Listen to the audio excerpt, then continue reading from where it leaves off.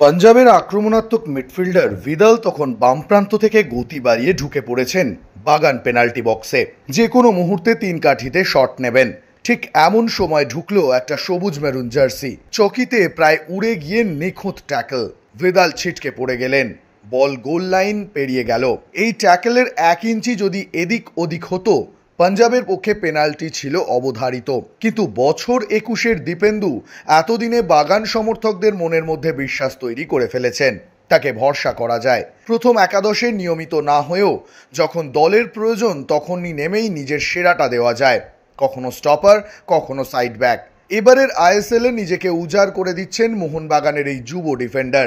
পাঞ্জাব ম্যাচে বাগানের প্রথম গোল এলো তার ক্রস থেকেই।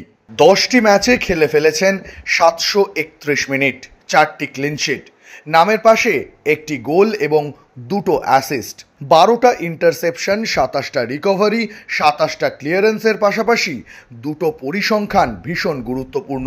দীপেন্দু এখনো পর্যন্ত এবারের আইএসএলে সঠিক পাস খেলেছেন 82%। পাঞ্জাবের বিরুদ্ধে 56টি পাস খেলেছেন, 48টি সঠিক পাস, শতাংশের বিচারে 86%। একজন ডিফেন্ডার হিসেবে যা যথেষ্ট নজর কাড়া।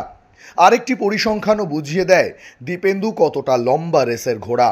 যুব ডিফেন্ডারদের সাধারণত কার্ড দেখার প্রবণতা থাকে, কিন্তু বাগানের এই বাঙালি ডিফেন্ডার এতটাই পরিষ্কার ফুটবল খেলছেন, এবারের আইএসএলে 731 মিনিট খেলে ফাউল করেছেন মাত্র 6টি, হলুদ কার্ড 1টি।